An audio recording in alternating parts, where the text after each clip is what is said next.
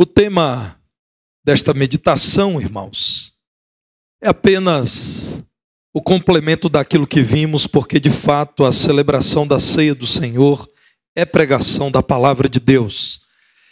E eu quero meditar com os irmãos naquilo que a ceia é para nós. É também uma preparação para uma outra ceia, que a palavra de Deus apresenta como as bodas do Cordeiro. A ceia do Senhor, eu entendo biblicamente que é uma preparação para aquela ceia do Senhor, da qual tomaremos parte eternamente. Quando nós dizemos que estamos cantando aqui e nos preparando para cantarmos no coro celestial, isso é verdade, irmãos. Quando nós aqui falamos da santidade de Deus e estamos nos preparando para vê-lo em sua santidade face a face, é verdade. Mas quando também celebramos a ceia do Senhor, isso é uma preparação para aquilo que a palavra de Deus revela que encontraremos no céu. Apocalipse 19, verso 1, diz-nos assim a palavra de Deus.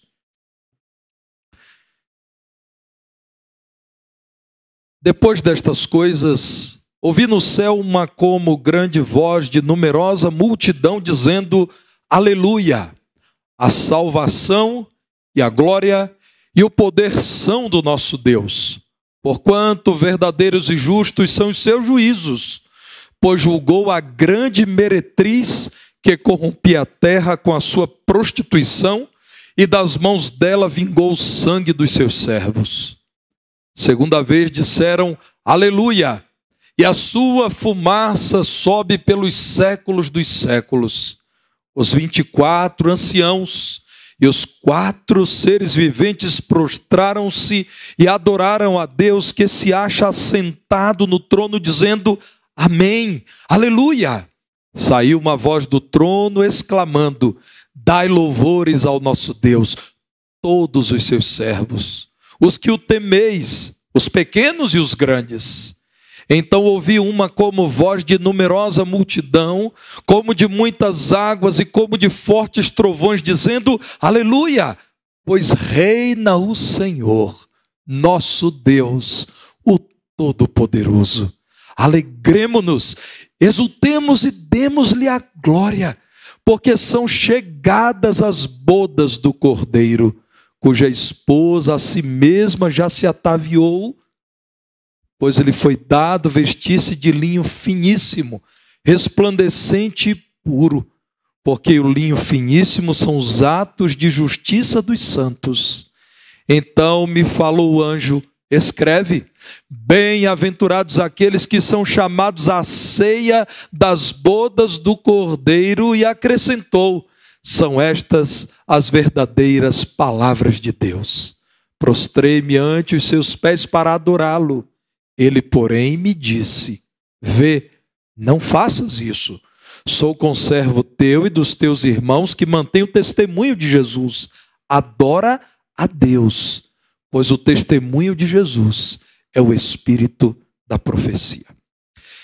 O encontro de Cristo com sua noiva para uma união eterna anuncia uma festa de casamento. Essa é uma figura, irmãos, muito utilizada no Antigo e no Novo Testamentos. Os irmãos encontrarão diversos profetas falando-nos de Israel como uma esposa, infelizmente dizendo que Israel muitas vezes, ao aprender com os povos vizinhos a adorar ídolos, falsos deuses, se prostituiu, abandonando o seu esposo, o Deus de Israel, e trocando por outros deuses que não são deuses. A palavra de Deus, inclusive, mostra-nos no Antigo Testamento o apelo do Senhor para que Israel, a esposa, voltasse a viver de modo fiel com seu esposo, para que fosse aceita mais uma vez. No Novo Testamento, os irmãos encontram, por exemplo, no capítulo 5 da carta aos Efésios, notadamente, a partir do verso 25, a palavra de Deus dizendo-nos que a grande referência para o casamento saudável, fiel, verdadeiro é o relacionamento entre Cristo e a sua noiva, que é a igreja. A palavra de Deus nos diz que essa igreja militante, a igreja visível aqui na terra, a reunião dos crentes que nesse mundo estão, é a noiva. Mas assim como todo noivado, chegará o tempo em que haverá de ser substituído o noivado pelo casamento. Então, eternamente, Cristo, que se casará com a noiva, a igreja, estará vivenciando um relacionamento de fidelidade. Como todo casamento judeu, o Senhor descreve que no céu haverá uma festa para marcar esse encontro. A noiva que, preparada pelo seu noivo, chegou ao casamento pura, bela, imaculada, santa e irrepreensível, agora com seu noivo celebrarão a festa, as bodas, e estarão unidos para sempre. Não haverá possibilidade de divórcio entre Cristo e a sua igreja. A palavra de Deus, ao nos apresentar a revelação que Jesus dá a João, o apóstolo, no capítulo 19, antes de nos falar desse casamento, nos mostra aquilo que acontecerá na terra. A Babilônia, que é a representação do império das trevas, será vencida pelo Senhor. E o que é a Babilônia? A Babilônia, irmãos, no passado, uma das cidades de Edom, ficou conhecida por sua idolatria e pela imoralidade da vida daqueles que viviam na Babilônia, pela perseguição ao povo de Deus e pelo descaso à verdadeira espiritualidade. A palavra de Deus aponta que nos últimos dias a Babilônia será um amplo sistema que dominará o mundo com uma falsa religião. Atente para isso, meu irmão. Um falso cristianismo que cresce e que, se possível for, isso não é possível, até enganará os eleitos de Deus. A palavra de Deus diz que a Babilônia é um sistema de promoção da falsa religião. Até utilizará o nome de Deus e falará de conceitos muito interessantes como paz, harmonia, solidariedade, respeito, mas promoverá a adoração a quem não é Deus. Esse sistema não será marcado tão somente pela falsa religiosidade, mas também por uma cultura com desdobramentos sociais e econômicos que envolverá as pessoas num estilo de vida em que Deus não é bem-vindo.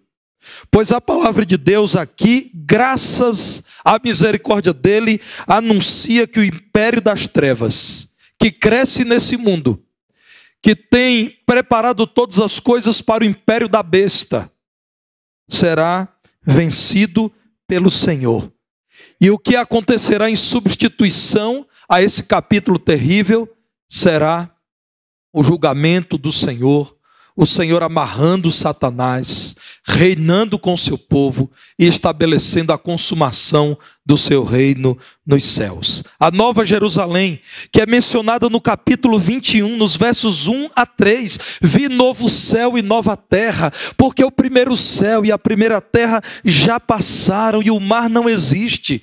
João diz, eu vi também a cidade santa, Nova Jerusalém, da parte de Deus, que descia ataviada como noiva, adornada, preparada, enfeitada para o seu esposo. Então ouvi grande voz vinda do trono dizendo, eis o tabernáculo de Deus com os homens. Deus habitará com eles. Eles serão povos de Deus e Deus mesmo estará com eles. O que a palavra de Deus diz, meus irmãos, nesse tempo em que no livro do Apocalipse se descreve a futura e bendita destruição de Babilônia, é que o Senhor nos dará aos crentes, o que inclui os crentes do Antigo Testamento e os crentes do Novo Testamento, uma nova cidade, a Nova Jerusalém. Então que uma linda festa acontecerá. A ceia das bodas do Cordeiro será ou serão reservados àqueles que pertencem a Cristo porque foram por ele purificados no sangue de Jesus, e que glorificam ao Senhor Jesus Cristo, reconhecendo que ele é santo. É o que lemos, irmãos, no capítulo 19, nos versos 1 a 6. João vê uma numerosa multidão dizendo aleluia, traduzido para a língua grega, aleluia, que é um convite ao louvor. Deus seja louvado, ou louve a Deus. E então é dito a João: a salvação, a glória e o poder pertencem ao nosso Deus. Por quê? Porque ele é verdadeiro e justo em todos os seus juízos. Ele executou o seu juízo frente à grande prostituta, que é a falsa religião Babilônia. E mais uma vez, os seres celestiais dizem aleluia. E então os seres celestiais continuam dizendo amém, aleluia, dai louvores ao nosso Deus. Louvem ao nosso Deus todos os seus servos, porque ele destruiu Babilônia, encerrou a história no velho mundo e vos trouxe a Jerusalém, dando-lhes a oportunidade de conhecerem novos céus e nova terra. Então João diz que ouviu mais uma vez uma voz de numerosa multidão clamando aleluia, pois reina o Senhor nosso Deus, o Todo-Poderoso. E então João, envolvido com essa revelação, percebe que ele, servo do Senhor Jesus Cristo, um salvo, é chamado a alegrar-se, porque a tristeza em que vivia a noiva foi encerrada.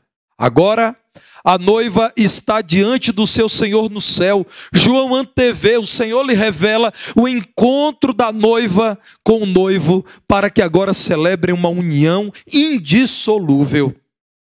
A palavra de Deus então diz: alegremo-nos, exultemos e demos a glória ao esposo, porque chegou aquilo que a esposa tanto desejou. Irmãos, judeus que receberam inicialmente esse texto, e até pessoas do mundo helênico, do mundo greco-romano, que conviviam com judeus, que conheciam os costumes dos judeus, sabiam que o noivado entre os judeus acontecia muito tempo antes do casamento. Normalmente os pais do noivo e da noiva firmavam o compromisso, e encerrar o noivado, irmãos, era também considerado divórcio. E ao longo de anos, havia uma grande expectativa do noivo e da noiva pelo casamento. E finalmente, chegado o dia do casamento, o noivo ia à casa dos pais da noiva buscar a noiva, bela, pura, feliz. E então conduzia num cortejo pelas ruas da cidade com alegria a sua noiva, para que todos vissem a sua bela e futura esposa. E essa festa, irmãos, podia durar semanas, até 3 ou 4 semanas de festa, que eram as bodas do casamento. Pois a palavra de Deus nos mostra que, em meio a todos os símbolos do livro do Apocalipse, esse símbolo é valorizado pelo Senhor quando é dito que deveria haver festa, exultação, alegria, porque depois de tanta expectativa, chegou o momento do encontro da noiva, a igreja, com o noivo, o Senhor Jesus Cristo. E a festa será grande. A noiva, diz o verso 8, chega vestida de linho finíssimo, resplandecente e puro, o que é símbolo da pureza de quem já foi por Cristo justificado e, portanto, perdoado de todo pecado. Diz a palavra do Senhor que esse linho finíssimo, verso 8, indica os atos daqueles que foram justificados por Cristo. A igreja em si não é capaz de viver de modo santo, mas por conta da ação do Espírito Santo que fala a igreja é santificada. Então a igreja que chegará aos céus não é a falsa igreja. A igreja que chegará aos céus para o encontro, para as bodas do Cordeiro, não é a igreja que abandonou a palavra de Deus.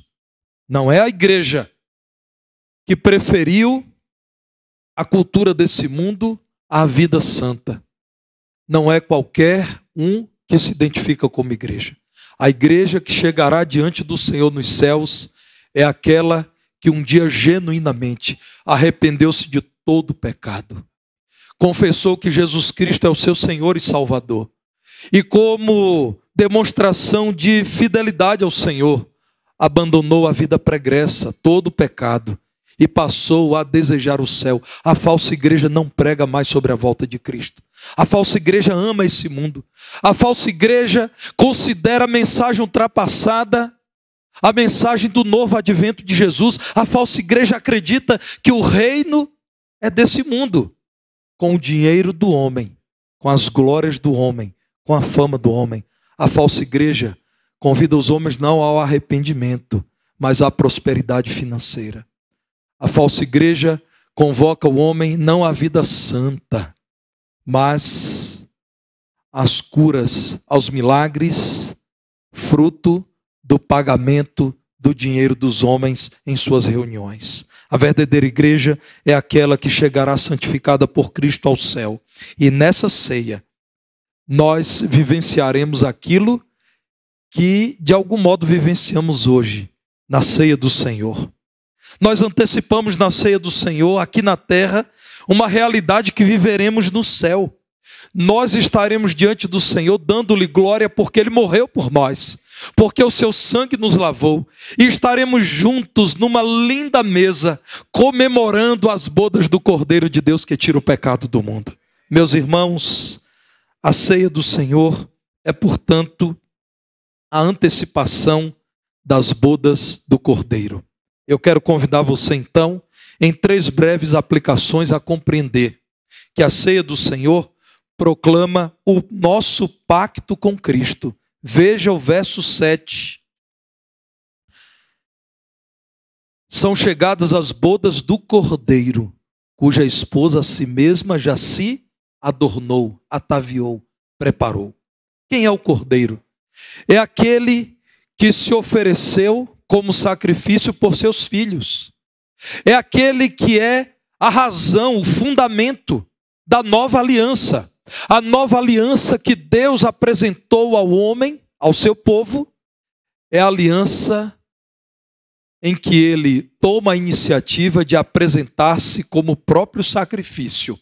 Jesus, como disse João Batista, é o Cordeiro de Deus capaz de tirar o pecado do mundo.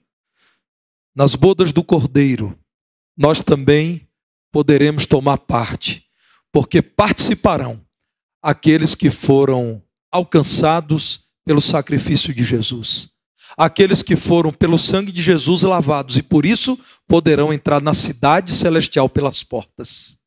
Meus irmãos, a ceia do Senhor é a reunião daqueles que confessam que Jesus Cristo é o seu Salvador e confiam o seu viver a Ele. Portanto, a ceia proclama o nosso pacto com Cristo, e nas bodas do Cordeiro no céu estarão aqueles que têm um pacto com Cristo. Em segundo lugar, a ceia do Senhor celebra a nossa redenção em Cristo. Verso 8, foi-lhe dado vestir-se, a esposa, a igreja, de linho finíssimo. O que é o linho finíssimo? Os atos de pureza, de justiça, de santidade dos crentes. Participam da ceia do Senhor aqueles que já reconheceram o sacrifício de Jesus na cruz como a razão da sua alegria, da sua esperança e da firmeza da sua fé. É o novo pacto que nos permite dizer: fomos redimidos, fomos comprados e regenerados por Cristo que nos comprou para si mesmo. Ao contrário da exibida prostituta, a falsa religião descrita em Apocalipse 17, 4, a noiva do Cordeiro, a igreja é pura. Veja Apocalipse 17, verso 4. Ao descrever a meretriz, a prostituta, achava-se a mulher vestida de púrpura e de escarlata, adornada de ouro, de pedras preciosas e de pérolas, tendo na mão um cálice de ouro transbordante de abominações e com as imundícias da sua prostituição. Quem é ela? Verso 5. Achava-se na sua fronte escrito um nome, um mistério: Babilônia, a grande, a mãe das meretrizes e das abominações da terra. Ao contrário da religião prostituída, daqueles que servem a Satanás, a igreja de Cristo é a noiva pura, a noiva do Cordeiro Imaculado, descrita em 1 Coríntios, capítulo 6, verso 7. Abra sua Bíblia, meu irmão, em 1 Coríntios 6, 7, e a palavra de Deus assim diz, 1 Coríntios, capítulo 6, verso 17. 1 Coríntios 6, 17. Mas aquele que se une ao Senhor é um espírito com ele. Deus daria o seu espírito a quem não crê nele e a quem não obedece? Claro que não. O espírito capacita o homem a viver de modo santo. A meretriz, a Babilônia, a falsa igreja é exibida e é impura. Não se importa com os atos de justiça, mas com aquilo que chama a atenção dos homens, a glória, o poder. Vejam ainda o que diz 2 Coríntios 11, verso 2. A palavra do Senhor assim diz, porque zelo por vós com o zelo de Deus. Aqui o apóstolo Paulo comunica o desejo do Senhor ao nos dar a sua palavra, visto que vos tenho preparado para vos apresentar como virgem pura a um só esposo, que é Cristo. Meus irmãos, a ceia do Senhor celebra a nossa redenção, fomos redimidos, por isso agora comprados por Ele, com Ele estaremos casados eternamente. Em terceiro lugar, a ceia do Senhor relembra a obra de Cristo em nosso favor. Apocalipse 17, 9, ou melhor, 19, 9, o anjo então diz a João, são bem-aventurados, são benditos, são abençoados, são felizes, aqueles que são chamados à ceia das bodas do Cordeiro. E acrescentou, são estas as verdadeiras palavras de Deus. O centro da festa é o grande vencedor, o Cordeiro de Deus.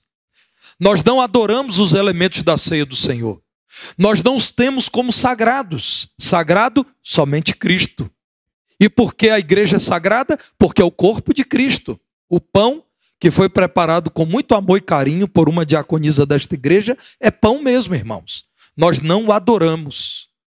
O suco de uva é suco comprado no supermercado, feito a partir da uva que nosso Deus amorosamente criou. Nós não adoramos, nós não reverenciamos estes elementos, são símbolos. Por quê? Porque o centro da festa é aquele que realizou a obra de salvação. É aquele que se deu em nosso favor. Nós não devemos adorar os elementos da ceia e nenhum outro ser. A palavra de Deus mostra, irmãos, que é emocionado. João, e eu compreendo João. João se prostrou diante do anjo que lhe revelou tudo isso. A palavra de Deus perfeita como é diz, João não deve ser adorado. E a falsa igreja adora João. Tem até uma festa para João, a festa junina. A verdadeira igreja sempre ouvirá do Senhor o seguinte, vê, não faças isso, não se dobre para adorar um homem ou um anjo. O anjo fala a João e o Senhor então usa o anjo para repreender João, dizer, vê, não faças isso, eu, anjo, sou servo como você é servo. Eu sou servo teu e dos teus irmãos, aqueles que mantêm o testemunho de Jesus, adora a Deus. Pois o testemunho de quem é de Deus é a fidelidade na pregação da mensagem, o espírito de profecia. A capacidade que Deus nos dá pelo seu espírito de pregarmos a verdade e nos mantermos fiéis à verdade. Nenhum nome, nenhuma instituição, nenhuma denominação, inclusive a denominação batista, devem receber a adoração que somente a Deus é devida. Meus irmãos, o centro da festa é o Cordeiro de Deus, que tudo fez por nossa salvação. Eu creio, já disse isso à igreja, que é muito provável haver anjos entre nós aqui agora quando nós adoramos a Deus. A palavra de Deus diz isso, irmãos, que homens e anjos adoram a Deus. Mas, irmãos, está muito claro na palavra de Deus que os anjos são servos, são ministros a favor daqueles que são salvos. Nós, anjos, não devem ser adorados. O culto a anjos é idolatria, porque é o abandono da adoração ao único que deve ser adorado, que é Deus. João, tomado de emoção, mostrando a sua fragilidade, era um homem, como eu e você. Errou ao prostrar-se diante do anjo a quem Deus usou para revelar tudo isso, a maravilhosa visão da ceia das bodas do Cordeiro. Então o anjo diz a João: levanta-se, não faças tal, não me adore, eu sou servo de Deus como você, adora somente a Deus. Meus irmãos, nós celebramos a ceia do Senhor, como Deus usa Paulo para dizer, até que Ele um dia venha. Hoje nós estamos celebrando essa ceia, porque nós estamos nos preparando para que na vinda dEle participemos de uma outra ceia, a ceia das bodas do Cordeiro. Louvado seja o nome de Jesus. Aleluia. Louvado seja o Senhor. Irmãos, essa é uma promessa bendita do Senhor. Deus nos permite antever uma realidade celestial, celebrar a ceia, para que essa expectativa cresça, para que esse desejo aumente, para que essa vontade continue se processando. Estamos celebrando essa ceia, porque nós estamos nos preparando para a ceia das bodas do Cordeiro. Nós estaremos no céu. Hoje nos ocupamos, ainda que imperfeitamente, desta realidade que está reservada com perfeição para o céu. Hoje é um memorial, mas no futuro será uma festa na presença do Senhor Jesus Cristo. Esta é uma preparação para todos aqueles que em todas as épocas e lugares, arrependidos do seu pecado, reconheceram que a morte de Cristo Jesus no Calvário é o sacrifício remidor. É aquilo que Deus preparou para que sejamos salvos da condenação eterna e da perdição que é consequência do pecado. Mateus capítulo 8, verso 11 é o último texto que utilizo nessa noite e nos diz assim: Jesus, ao repreender aqueles que não admitiram a inclusão de um centurião não judeu na mesa de Jesus, ou sendo alvo da atenção de Jesus, Jesus diz assim: digo-vos que muitos virão do Oriente e do Ocidente, e tomarão lugares à mesa com Abraão, Isaque e Jacó no reino dos céus. Isso aqui é palavra profética, irmãos. A profecia se cumprirá quando um dia todos os que creram no Senhor, no Antigo Testamento, pela fé, creram na vinda do Messias Jesus. No Novo Testamento, reconheceram que Jesus é o Messias. No final dos tempos, reconhecerão que Ele é o Messias. Todos esses, de todos os cantos, do Oriente e do Ocidente, estarão com Abraão, Isaque e Jacó no reino dos céus. Se você ainda não creu em Cristo, creia nele como seu Salvador. Seja hoje liberto da ditadura do pecado e da opressão de Satanás. Creia em Cristo e seja perdoado. E tenha, pela lavagem do sangue dele, direito a entrar na cidade, a Nova Jerusalém, pelas portas, onde entrarão aqueles que foram lavados pelo sangue de Jesus Cristo. E se você já creu em Cristo, celebre essa ceia até que ele venha, porque então você conhecerá uma outra ceia. E eu quero te ver lá, porque eu estarei lá. A ceia das bodas do Cordeiro. Eu finalizo, irmãos, esse momento com aquilo que diz a palavra de Deus. Aleluia. Pois reina o Senhor nosso Deus, o Todo-Poderoso.